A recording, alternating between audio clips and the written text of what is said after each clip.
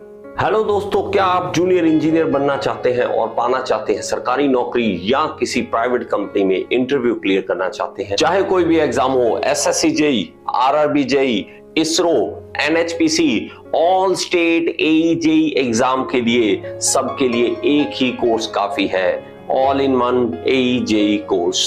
इस कोर्स में आपको मिलेंगी live classes, recordings, PDF notes, test जो आपको हेल्प करेंगे आपके एग्जाम को क्लियर करने में। इसके अलावा आपको जो भी डाउट्स है आप मेरे से डायरेक्टली पूछ सकते हैं। तो देर ना करें, आज ही ज्वाइन करें all in one AE JE course को।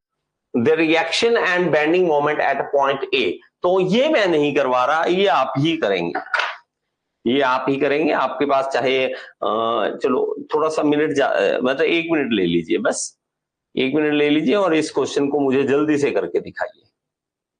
और ये अगर गलत करते हो तो बेटा मतलब एसएफडी बीएमडी डायग्राम आपको समझ ही नहीं आया। ठीक है, 1 मिनट का टाइम है बेटा आपके पास, ठीक है। और सारे के सारे रिप्लाई जरूर करें, रिप्लाई जरूर करें, ओके। तो मैं वेट कर रहा हूं जस्ट 1 मिनट के लिए और आप 1 मिनट में आप आंसर दे दीजिए।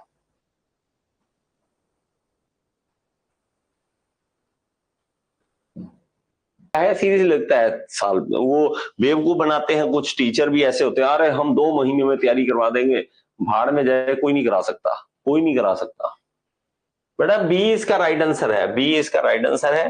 देखिए आर ए क्या है, रिएक्शन, रिएक्शन 0 हो ही नहीं सकती, ठीक है। यहाँ पे 30 30 30, ये देखो ये तो बात सही है, 30 रिएक्शन होगी, क्यों? क्योंकि 10 है, 5 है और 15 है, ये ऊपर से वेट पड़ रहा है, अकेला आर ए उठा रहा है, पर आर ए रिएक्शन हमें मिल रही है, तो ये हमें कितनी मिल रही है, 30 किलोन्यूटन मिल रही है।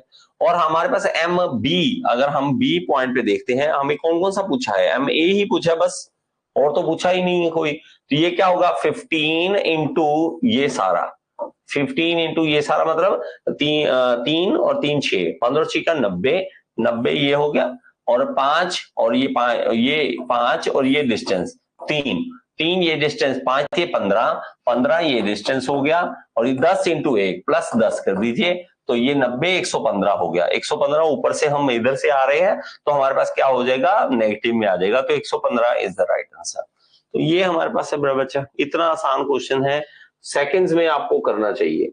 In a bucket of water piezometric head, bucket में पानी, ऐसे बकेट है मतलब बाल्टी है पानी की, यहाँ पे है, ठीक है। तो हमारे पास क्या कहता है, पीजोमेट्रिक head increases linearly with vertical direction, vertical direction में लीनियरली बढ़ता है, remains constant at every point, increase in horizontal direction, decrease in horizontal direction. तो ये हमारे पास राइट आंसर क्या होगा, ये भी आसान क्वेश्चन में आएगा बेटा। क्वेश्चन आसान है या मुश्किल, ये भी एसएससी को पता होता है, ये भी एसएससी को पता होता है कि हम इस क्वेश्चन को कितने लोग कर पा रहे हैं। जिस क्वेश्चन को सारे कर पा रहे हैं, आराम से सारे कर पा रहे हैं, उन क्वेश्चन को आसान मानते हैं वो, ये आसान है ये क्वेश्चन।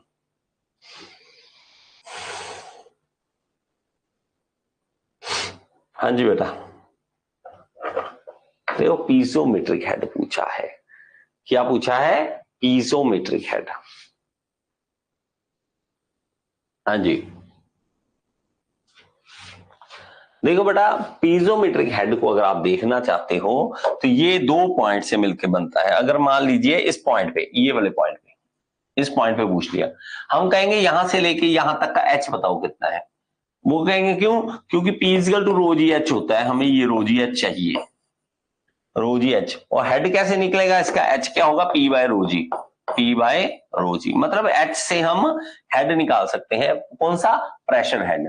और एक नीचे से जो डेटम लाइन है वहां से जेड पता कर लीजिए, जेड, जेड, और ये जेड जितना होगा वो भी हम ऐड करेंगे, तो जेड और हेड, ये वाला प्रेशर हेड दोनों जोड़ दे तो पीजोमेट्रिक हेड होता है बेटा, पीजोमेट्रिक हेड होता है। तो ये चेंज होता है, वर्टिकल डायरेक्शन के साथ चेंज होगा, लीनियरली चेंज होगा। आप चाहे नीचे लेके आओ, चाहे आप ऊपर लेके जाओ, अलग अलग आएगा ना, हर पॉइंट पे अलग प्रेशर आएगा, अलग हेड आएगा, तो इसलिए वो लीनियरली चेंज होता है वर्टिकल डायरेक्शन में।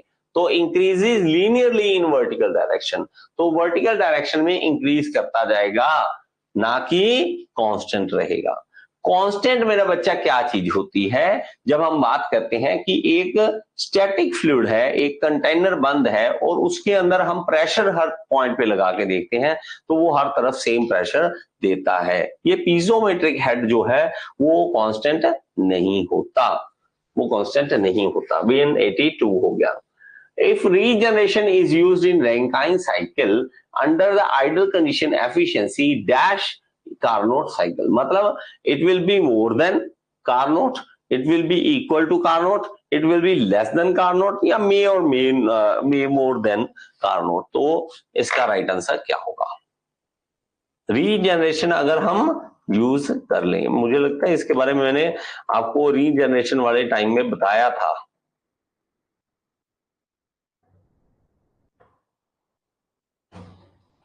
इस कोर्स को देख लो, स्टार्ट हुए कितने महीने हो गए?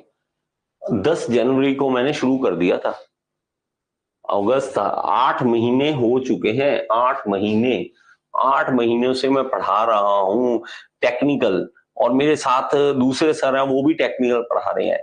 तो कितने कंटेंट आपको पढ़ाया जा चुका है, कितना कंटेंट पढ़ाया जा चुका है, ये देखिए। ठीक है, कंटेंट कितना ज्यादा आप पढ़ चुके हैं। फिर भी अगर आपको हो कि सर नहीं हमें कमी है, तो बेटा ऐसा कुछ नहीं, कोई कुछ नहीं कर सकता। आपको जितना ज्यादा आपको पढ़ना है ज्यादा से ज्यादा पढ़िए, तो it will be equal to. तो हम ये आइडल कंडीशंस में हम मानते हैं इक्वल टू होगा, आइडल कंडीशंस में होता नहीं है। ठीक है, आइडल कंडीशन में अगर देखें तो इक्वल टू हो जाएगा। Air is compressed isentropically in a single stage single acting compressor from an initial condition of 1 bar pressure. तो P1 कितना है? P1 है हमारे पास 1 बार। ठीक है, और अगर न्यूटन पर एमएम स्क्वायर में चेंज करें तो 10 की पावर 5, तो न्यूटन पर एमएम स्क्वायर ये बन जाता है जब हम अगर बार से कन्वर्ट करते हैं उसको, तो 5 बार तक लेके जा रहे हैं। और T1 हमारे पास T1 टेम्परेचर है 30 डिग्री सेंटीग्रेड, और केल्विन में चेंज करना 273 में प्लस कर देना। T2 हमारे पास है कितना? 5 बार, और गामा है 1.4, आर हमारे पास 287। आर जो है हमें वैसे भी याद रखना है बेटा, एयर के लिए 287 जो है ना, इसको याद ही रखना है। Work of compression for unit mass flow rate, unit mass flow rate का मतलब क्या है? एम डॉट जो है, एम डॉट 1 किलोग्राम पर सेकेंड है, ये हमारे पास केवन है बेटा। ठीक है, तो यूनिट मास के लिए हमारे पास है, तो ये हमें वैल्यू पहले ही दे दी। अगर आपको निकालनी, क्योंकि कैलकुलेटर नहीं होता तो इसलिए, तो हमें सिर्फ इसमें वर्क का फॉर्मूला लगाना है बेटा, वर्क का फॉर्मूला लगाना है, और वर्क का फॉर्मूला लगा के हमने इसको कर देना है। कौन सा? आइसेंट्रोपिकली वर्क डन हमने देखना है। वो हमारे पास अगर फॉर्मूला याद है तो हम कर सकते हैं, नहीं तो हम नहीं कर सकते। तो हमारे पास क्या होता है formula? Gamma gamma upon gamma minus 1, P1 V1 P2 by P1 gamma -1 तो ये हमारे पास मेरे को फॉर्मूला P1 V1 की जगह पे MRT1 लगा देंगे, बस MRT1 लगा देंगे। P1 V1 क्या होता है? MRT। तो ये हम फॉर्मूला लगा देंगे बेटा। उसमें हमारे पास ये देखिए वैल्यू जो गिवन है हमारे पास, गामा हमें दे दिया, M हमारे पास है, R है, T1 है, P2 है, P1 है, गामा है, बस इसमें वैल्यू पुट करना है आपको, इसमें वैल्यू पुट करना है। और ये कैलकुलेटर के साथ हो सकता है, बिना कैलकुलेटर थोड़ा टाइम लग सकता है इन क्वेश्चन को करने में। ठीक है बच्चे, तो इस तरह से आप फॉर्मूले में पुट कीजिए। हमारे पास जो वैल्यूज है, एम का वैल्यू आ गया, पी का आ गया। यहाँ पे अगर देखोगे तो अगर P2 अपॉन P1 कट ही जाना है, इसलिए हम उसमें 10 की पावर 5 से मल्टीप्लाई करने की जरूरत ही नहीं पड़ेगी, 5 अपॉन 1 सीधे कर देंगे। चलिए आगे, ठीक है, चलिए। Operating pressure of once through boiler, once through boiler कौन सा आता है? जैसे कि बेंसन बॉयलर की हम बात करते हैं तो वंस थ्रू बॉयलर होता है, वो ऑपरेटिंग प्रेशर कैसा होगा उसका? सुपर क्रिटिकल होगा, क्रिटिकल होगा, सब क्रिटिकल होगा, कैसा होगा? जल्दी से बता दीजिए।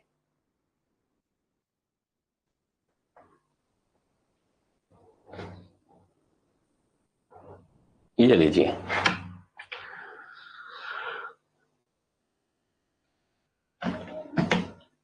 ये क्वेश्चन आपको नहीं, पहले नहीं करवाया हुआ ना, ये क्वेश्चन नहीं करवा रखा।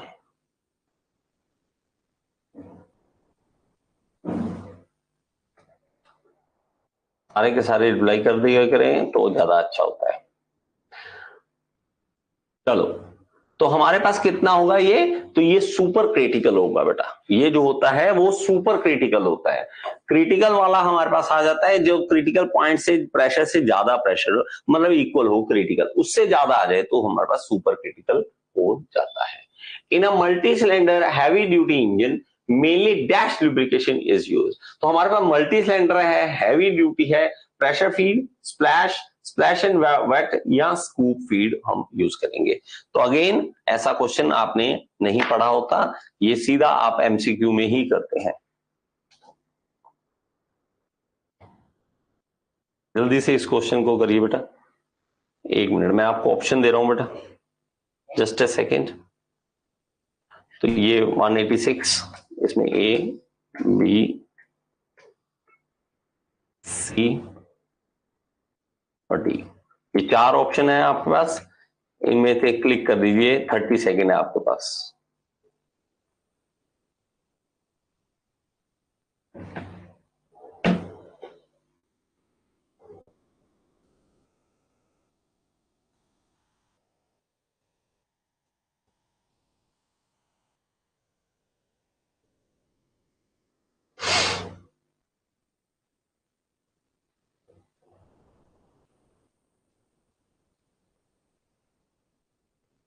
हाँ जी, तो मल्टी सिलेंडर मतलब, मल्टी सिलेंडर का मतलब क्या होता है कि ज्यादा सिलेंडर हम यूज कर रहे हैं, सिंगल सिलेंडर यूज नहीं कर रहे हैं, मल्टी सिलेंडर हम यूज कर रहे हैं। उसके अंदर जो है वो कौन सा हम यूज कर सकते हैं मल्टी सिलेंडर वाले में, हैवी ड्यूटी वाले में।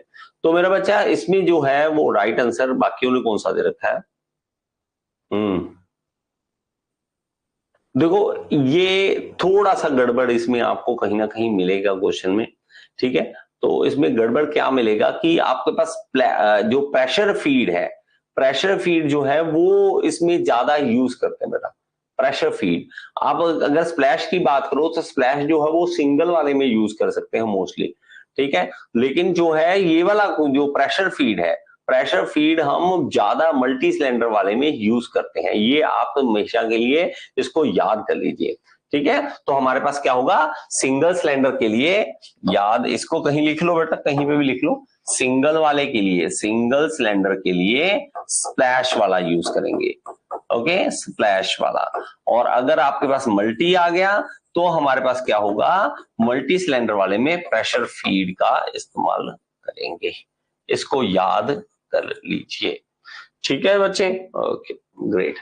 Throttling calorimeter measure dryness fraction up to, throttling calorimeter कितने ड्राइनेस फ्रैक्शन तक जो है वो कर सकता है, ठीक है, मेजर कर सकता है। तो इसका आपको रिप्लाई देना है, आपके पास ऑप्शन जो है अभी आ रहे हैं, जस्ट सेकंड, चलिए 190 187 सॉरी 187, ए बी सी और डी, 4 ऑप्शन है आपके पास। 30 सेकेंड, सॉरी 15 सेकेंड, इसके लिए 15 सेकेंड ही है, जल्दी से बता दीजिए।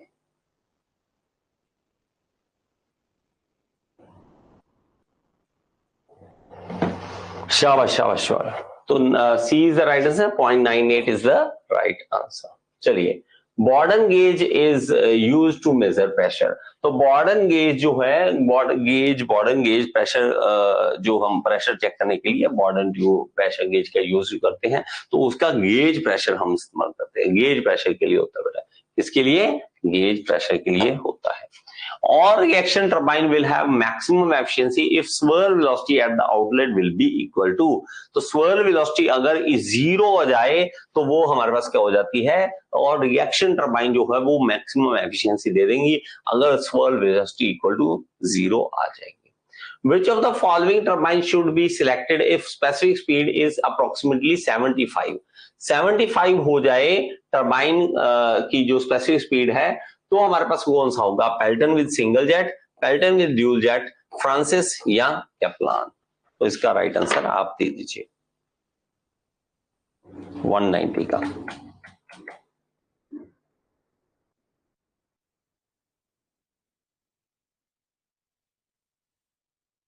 ठीक है, चलिए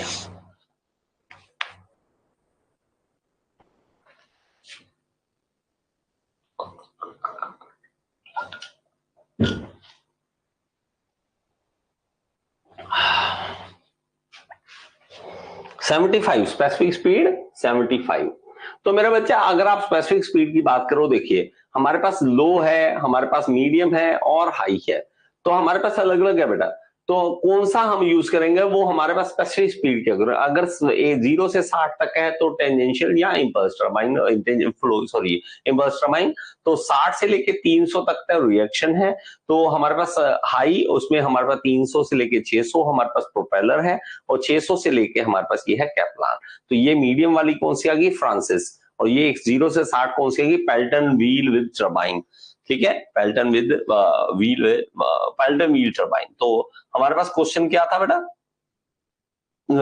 कहां गया क्वेश्चन, क्या था, कितना था, 75। तो 75 वाला किसमें अलाई करेगा, यहाँ पे फ्रांसिस वाले में। Francis is the right answer, Francis is the right answer. चलिए, the number of possible inversion for a mechanism with 10 number of links. तो इसका बड़ा आसान सा सिंपल सी बात है बेटा, जितने नंबर ऑफ लिंक्स हो उतने ही इन्वर्जन उसमें पॉसिबल होते हैं। एन जितने एन है उतना, तो 10 है तो 10 इन्वर्जन इसमें पॉसिबल होते हैं। चलिए, a cylindrical metal bar of 12 mm diameter is loaded by an axial force of 20 kilonewton, result in change in diameter by 0.03 mm. The Poisson ratio is given by, तो पॉइजन रेशियो कितना होगा अगर modulus of rigidity जो है 80 giga pascal दी हो, तो modulus of rigidity जो है वो हमारे पास इतनी दे रखी है, तो हमारे पास कितना होगा। तो इस क्वेश्चन में हमारे पास क्या क्या गिवन है और क्या क्या पूछा हुआ है वो देख लीजिए। सिलेंड्रिकल मेटल बार है, तो मैं यहाँ पे बना के दिखाता हूँ। ठीक है, यहाँ पे है एक बार है, सिलेंड्रिकल मेटल बार है, और ये 12 mm डायमीटर की है। ये डायमीटर कितना है बेटा, 12 mm। Okay, mm। और ये क्या है, is loaded by an axial force of 20 kilo newton. तो 20 किलो न्यूटन का इसके ऊपर फोर्स लग गया, result in the change in diameter. Diameter थोड़ा कम हो गया, कम कितना हो गया, थोड़ा सा ही कम हुआ है लेकिन हुआ है। ठीक, तो हम मान लेते हैं कि यहाँ पे है बेटा, इस तरह से ये हमने डायमीटर कम कर दिया, लेकिन कितना कम हुआ, थोड़ा सा ही कम हुआ है डायमीटर। तो ये जो कम हुआ है यहां से हम देखेंगे, और ये हमारे पास जो है वो यहां से और यहां से हम टोटल डायमीटर जो चेंज आ रहा है 0.003 mm का आ रहा है चेंज। तो पॉइजन रेशियो बताइए। अब इस क्वेश्चन को कैसे कर सकते हैं बेटा, इस क्वेश्चन को अगर म्यू देखोगे, म्यू हमारे पास क्या होता है, तो लेटरल स्ट्रेन होती है जो, तो लेटरल स्ट्रेन अगर हम देखते हैं, lateral strain upon longitudinal strain, longitudinal strain, इस फॉर्मूले से हम इसको कर सकते हैं। जो कर सकता है बेटा उसको कर दीजिए, नहीं तो आप इसका जस्ट वेट कीजिए। 190 कितना था नंबर, ये 190, हाँ 192, 192। ठीक है, इस क्वेश्चन को आप करेंगे, आपके पास 1 मिनट है।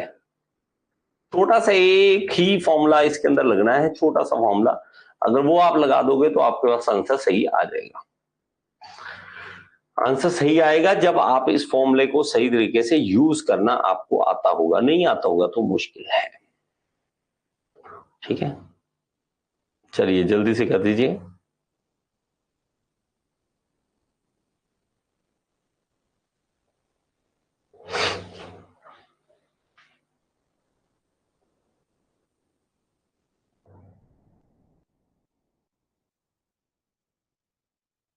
एक मिनट है आपके पास, ठीक है, तो 1 मिनट के अंदर कर दीजिए इस क्वेश्चन को।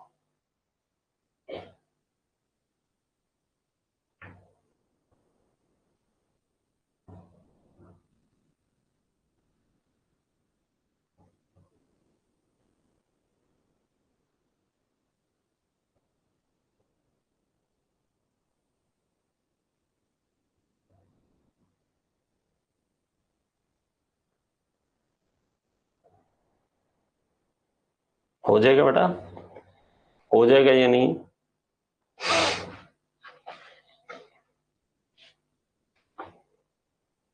करें।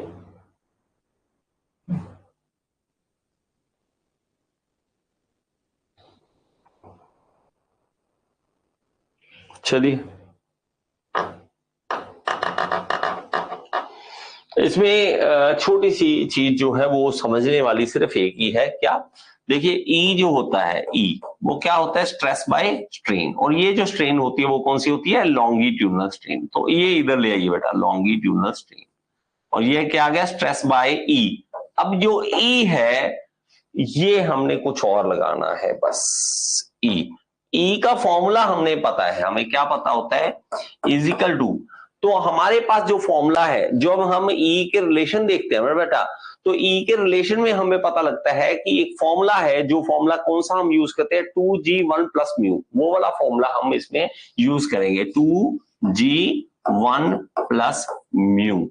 बस ये हमने फॉर्मूला यूज करना है, ये फॉर्मूला यूज करना है और इस फॉर्मूले से हमने निकाल देना है, क्योंकि ई नहीं गिवन है, मॉडुलस ऑफ रिजिडिटी गिवन है, मॉडुलस ऑफ इलास्टिसिटी नहीं given, modulus of rigidity given है।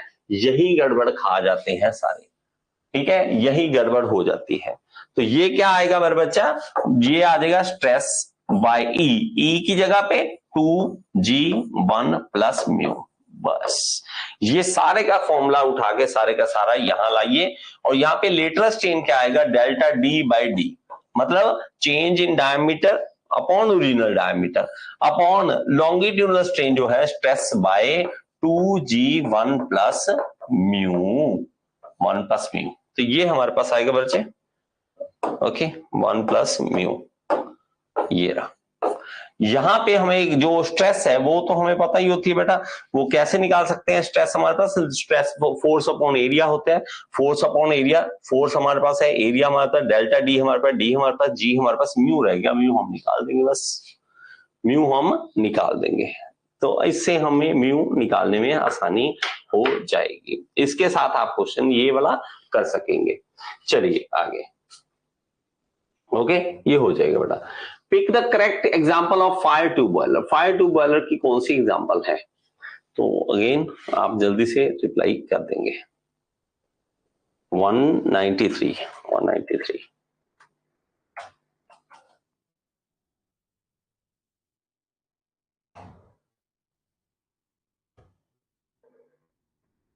लीजिए बेटा,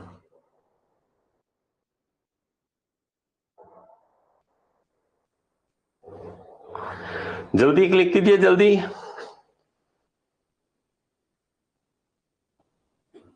ए, शाबाश, A is the right answer, A is the right answer, शाबाश। ओके, 193 हो गया। Using Willans line dash power of an engine is calculated. देखिए ये अगेन हमारे सिलेबस से बाहर है, ये कभी हमने सुना भी नहीं हुआ इसके बारे में। वेलेंस लाइन हम कभी भी करते नहीं है, ठीक है, लेकिन जैसे जैसे हमें पता लगता है तो कहीं ना कहीं हम ऐड अप कर देते हैं कि चलो, नहीं तो एमसीक्यू में क्लियर हो जाता है। तो ये फ्रिक्शनल पावर को ज्ञात करने के लिए, कैलकुलेट करने के लिए होता है फ्रिक्शनल पावर। और इसको फ्रिक्शनल पावर को पता करने के लिए नाम याद कर लो बस। फ्रिक्शनल पावर को पता करने के लिए नाम कौन कौन से हैं? Willans line method, Morse test. Morse test जैसे हम इंडिकेटेड पावर पता करने हैं, इंडिकेटेड पावर पता हो, बीएचपी पता हो तो एफएचपी अपने आप पता लग जाती है। मोटरिंग टेस्ट है, from the measurement of the indicated and brake power, ये तो हमें पता है। आईएसपी बीएचपी पता हो तो फ्रिक्शनल हॉर्स पावर तो निकल ही जाएगा। और रिटार्डेशन टेस्ट, तो मोटरिंग टेस्ट अगर आपको कोई पूछे, रिटार्डेशन टेस्ट पूछे, विलेंस लाइन पूछे, ये सारे फ्रिक्शनल पावर को पता करने के लिए होते हैं। जिसके लिए फ्रिक्शनल पावर के लिए stream trap in a boiler is primarily use for, तो ये मैंने पहले करवाया हुआ है। स्ट्रीम ट्रैप जो है वो कंडेंसेट, मतलब अगर कोई स्टीम में पानी बच गया है तो उसको हमारे पास होता है कि ये पानी को निकाल दो, डिस्चार्जिंग द कंडेंसेट, उसको निकालने के लिए। Using a dynamometer dash power of an IC engine is determined, तो इसके लिए आप सारे रिप्लाई सही देंगे, ठीक है, क्योंकि डायनोमीटर तो सबने सुना ही है। इसको ना सुना हो तो आप हो ही नहीं सकता ऐसी कि आपको ये वाला सुनने को ना मिले, ठीक है। चलिए ये हमारे पास है डायनमोमीटर। डायनमोमीटर पूछा है मैंने, डायनमोमीटर सुना तो हुआ है ना बेटा, डायनमोमीटर हम यूज करते हैं, डायनमोमीटर यूज करते हैं, सुना तो हुआ है ना। चलो सी इज द राइट आंसर बेटा। ब्रेक पावर यूज करने के पता करने के लिए होता है, BHP पता करने के लिए हमारे पास होता है। चलिए, if mechanical efficiency of Pelton turbine is 80%, it's hydraulic efficiency is 85, तो ओवरऑल एफिशिएंसी क्या होगी? तो ये मैंने पहले करवाया हुआ है, तो जल्दी से आप देख लीजिए, आप कर लीजिए। ओवरऑल एफिशिएंसी कैसे निकालते हैं? हाइड्रोलिक और मैकेनिकल को मल्टीप्लाई कर देते हैं। चलिए आगे। A frictional power of a single cylinder four-stroke engine is estimated to be 25 kilowatt. Single single cylinder है और 4-स्ट्रोक इंजन है, उसका हमारे पास क्या है? फ्रिक्शनल पावर 25 किलोवाट है। If the mechanical efficiency is 75%, then the value of indicated power will be, तो इंडिकेटेड पावर कितनी होगी? मैकेनिकल एफिशिएंसी हमारे पास 75% है। तो ये सारे के सारे रिप्लाई कर दीजिए बेटा, आसान क्वेश्चन का सारे के सारे रिप्लाई कर दीजिए। 198 का बस 2 क्वेश्चन और रह गए बेटा, ज्यादा तंग नहीं करूंगा आपको।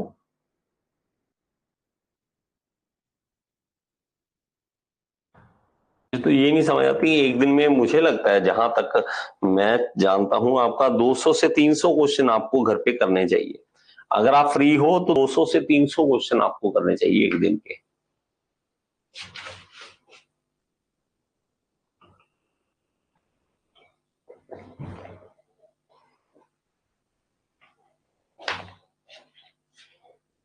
हंड्रेड इज 100, चलो कोई बात नहीं।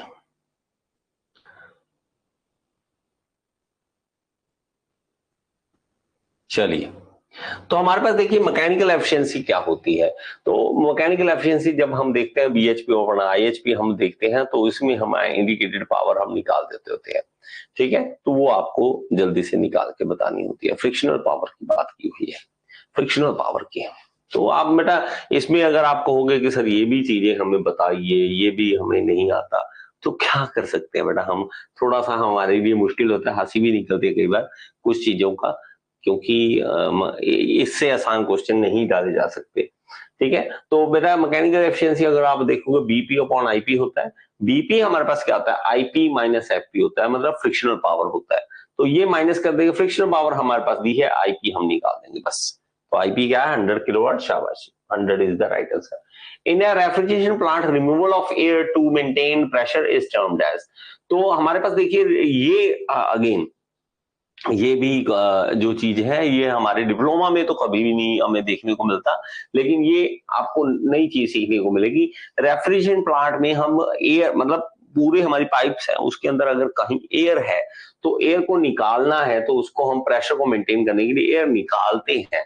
तो वो क्या है? उस चीज को पर्जिंग बोलते हैं बेटा। क्या बोलते हैं? Purging. Removal of air, air को निकालते हैं वहां से प्रेशर को मेंटेन करने के लिए, उसको हम पर्जिंग बोलते हैं बेटा। ये नया एक याद कर लीजिए।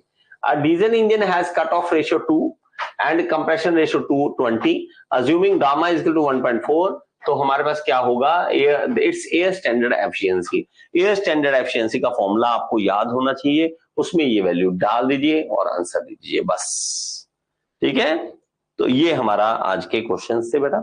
जल्दी से अगर आप इन क्वेश्चन को कर सकते हैं, इस वाले क्वेश्चन को कर सकते हैं, ठीक है, कर लीजिए। और रिकॉर्डिंग वाले भी जो रिकॉर्डिंग देखते हैं, मुझे लगता है 95 या 98% बच्चे रिकॉर्डिंग्स देखते हैं। उसका रीजन भी मैं जिससे भी पूछता हूँ, भाई साहब आप रिकॉर्डिंग क्यों देखना पसंद करते हैं? हर किसी का ये है कि सर स्पीड बढ़ जाती है, स्पीड 1.25 1.5 स्किप करना, आगे करना, पीछे करना, वो कर लेते हैं। इसलिए मोस्टली जो बच्चे हैं रिकॉर्डिंग्स ही देखते हैं। तो रिकॉर्डिंग वाले बेटा जो भी आप रिकॉर्डिंग देखते हो, आप पॉज कर दिए करें वीडियो को पॉज करने के बाद ही आगे बढ़े।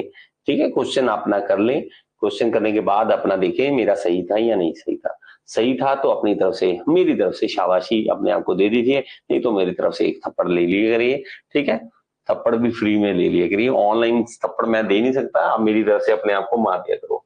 ठीक है मेरा बच्चा, तो हमारे पास फॉर्मूला होता है बेटा, फॉर्मूले में हमें वैल्यू पुट करनी है। ये फॉर्मूला हमने बहुत बार किया हुआ है, इस फॉर्मूले में हमने वैल्यू को पुट करना है और हमने आंसर लेना है। तो 64.7 इज द राइट आंसर। जिसका भी सही आया तो शाबाश।